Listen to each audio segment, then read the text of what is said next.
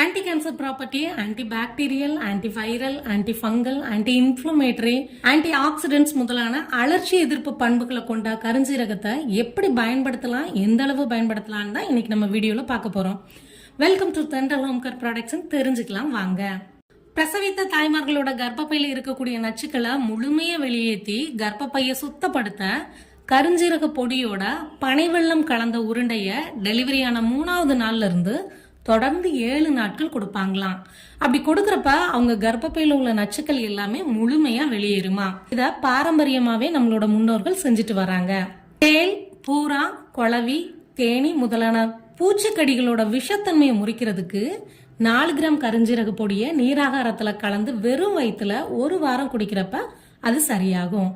கருஞ்சீரக பொடியை 1 ஸ்பூன் எடுத்து வெந்நீல தேன் கலந்து காலை மாலை என 2 வேளையும் சில குறிப்பிட்ட நாட்கள் எடுக்கிறப்ப சிறுநீரகம் மற்றும் பித்தப்பையில ஏற்படக்கூடிய கற்கள் கரைஞ்சி காணாம போயிரும். 50 ml தேங்காய் எண்ணெயோட 1 ஸ்பூன் கருஞ்சீரக பொடி சேர்த்து சூடாக்கி மூக்கடைப்புனால கஷ்டப்படுறவங்க மூக்குல ஒரு 2 சொட்டு விட்டா போதும், மூக்கடைப்பு காணாம போயிரும். கருஞ்சீரகத்தோட பால் விட்டு அரைச்சி அதை முகத்துக்கு பூசி காய விட்டு கழுவுனா முகம் வசீகரமாகும். கருஞ்சீரகத்தோட வெந்நீர் விட்டு அரைச்சி தலைவலிக்கும் மூட்டு வீக்கத்துக்கும் 10 மாதிரி பயன்படுத்தினா பிரச்சனை சரியாகும். வயிற்று பூச்சி பிரச்சனை இருக்கிறவங்க 1 கிராம் கருஞ்சீரக பொடிய நீராகாரத்தோட குடிக்கிறப்ப அந்த குடல் புழுக்கள் வெளியேறும். உயர் ரத்த அழுத்தம் பிரச்சனை இருக்கிறவங்க வெந்நீர்ல கருஞ்சீரக எண்ணெய 10ல இருந்து 15 சொட்டு கலந்து குடிக்கிறப்ப ரத்த அழுத்தம் கட்டுக்குள்ள வரும். கொலஸ்ட்ராலை குறைக்கணும்னு நினைக்கிறவங்க, வெயிட் லாஸ் பண்ணணும்னு நினைக்கிறவங்க கருஞ்சீரகம், வெந்தயம், ஓமத்தை 2:2:1ங்கிற ப்ரப்போர்ஷன்ல எடுத்து லைட்டா வறுத்து பொடிச்சு பவுடர் ஆக்குனதுக்கு அப்புறம் டெய்லி படுக்கிறதுக்கு முன்னாடி 1 கிளாஸ் இளஞ்சூடான வெந்நீர்ல 1 ஸ்பூன் எடுத்துக்கிறது மிகச்சிறந்த பலனை தரும். கருஞ்சீரகம் பிளஸ் வெந்தயம் 2 ஸ்பூன் எடுத்து தேங்காய் எண்ணெயோட கலந்து சூடாக்கி ஹேருக்கான ஆயில் ப்ரிப்பரேஷனை வீட்லயே பண்ணிக்கிறது இளநரையை தடுத்து முடிய கருப்பா ஷைனிங்கா ஸ்ட்ராங்கா வச்சுக்கும்.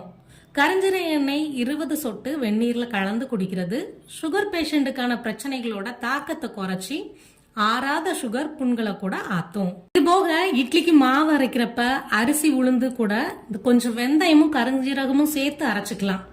இல்ல சாதம் பொங்குறப்ப கருஞ்சீரகத்தை 1 ஸ்பூன் எடுத்து வெள்ளை துணியில நல்ல மூட்டை மாதிரி கட்டி ஒளப்பானையில கொதிக்கிறப்ப போட்டோம்னா அதோட எசன்ஸ் எல்லாமே அந்த சாதத்துல இறங்கிரும்.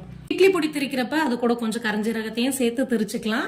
இந்த மாதிரி அப்பப்ப சிறிதளவுல இந்த கருஞ்சீரகத்தை உணவுல சேர்த்துக்கிறப்ப அது நம்மளோட நோய் எதிர்ப்பு சக்தியை அதிகரிக்கும். கர்ப்பிணிகள் இதை இன்டேக்கா எடுத்துக்க கூடாது. சேம் டைம் இந்த கருஞ்சீரக எண்ணெயில 2 சொட்டு எடுத்து வயிற்றுல நல்லா மசாஜ் பண்ணிக்கிறது சுகப்பிரசவத்துக்கும் டெலிவரிக்கு அப்புறம் ஸ்ட்ரெச் மார்க் வராம இருக்கிறதுக்கும் உதவும். டெய்லி தலைக்கு குளிக்கிறப்ப இந்த கருஞ்சீரக பொடியை தலையில லைட்டா தேய்ச்சிட்டு அதுக்கப்புறம் குளிக்கிறது நம்மள்ட்ட பல மாற்றங்களை கொண்டு வரும்.